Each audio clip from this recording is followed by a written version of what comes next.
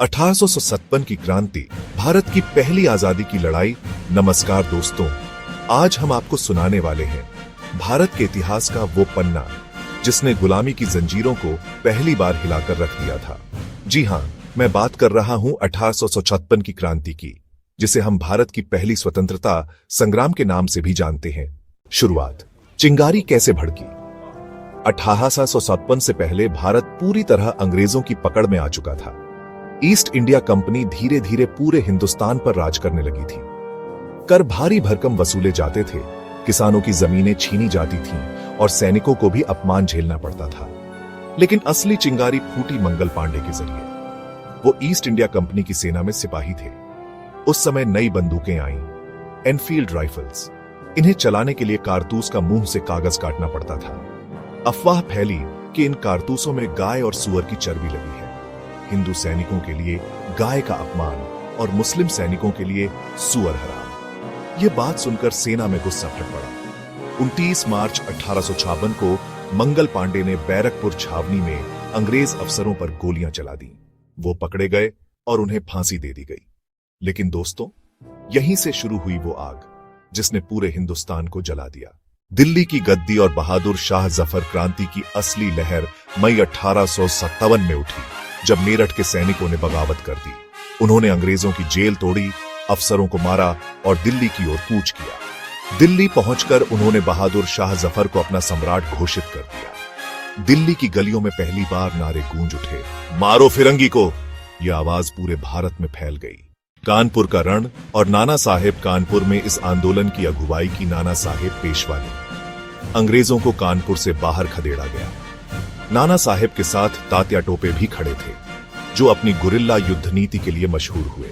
अंग्रेजों ने जब कानपुर को दोबारा घेर लिया, तब यहां की लड़ाई बेहद खूनी रही। झांसी की रानी लक्ष्मीबाई। अब बात करते हैं उस वीरांगना की जिनका नाम लेते ही हर हिंदुस्तानी का सिर गर्व से ऊंचा हो जाता है, रानी लक्ष्मीबाई। झांसी की गद्दी पर कब्जा करने के लिए अंग्रेजों ने डॉक्ट्रिन ऑफ लैप्स नीति लागू की। रानी ने कहा, मैं अपनी झांसी नहीं दूंगी। 1857 की क्रांति के दौरान रानी लक्ष्मीबाई ने अपनी छोटी सी सेना के साथ अंग्रेजों का सामना किया। गोला बारूद खत्म होने के बावजूद उन्होंने हार नहीं मानी। घोड़े पर बैठकर अपने बेटे को पीठ पर बांधा और दुश्मनों से लड़ती रही। ग्वालियर के किले में आखिरकार 18 जून 1858 को वो वीरगति को प्राप्त हुई। लेकिन उनकी बहादुरी आज भी हर भारतीय की रगों में खून गर्म कर देती है। लखनऊ और बेगम हजरत महल। लखनऊ में इस आंदोलन की कमान संभाली बेगम हजरत महल ने। उन्होंने अंग्रेजों को बाहर निकालकर अपने बेटे बिरजिस कद्र को गद्दी पर बैठाया।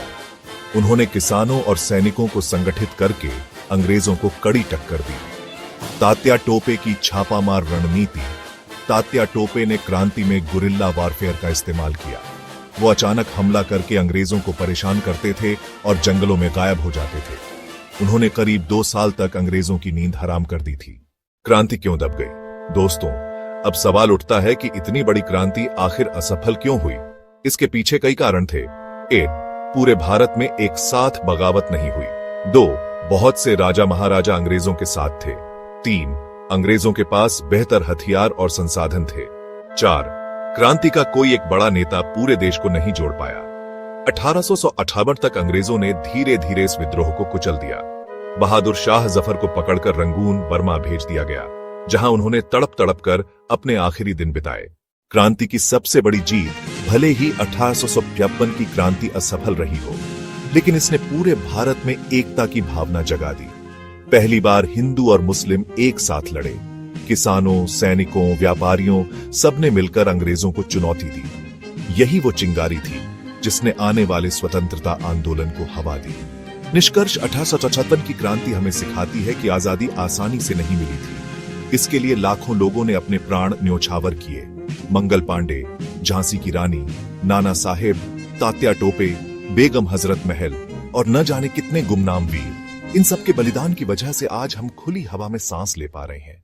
दोस्तों, अगर आपको 1857 की क्रांति की ये कहानी अच्छी लगी हो तो वीडियो को लाइक और शेयर जरूर करें। और हाँ, चैनल को सब्सक्राइब करना मत भूलिएगा।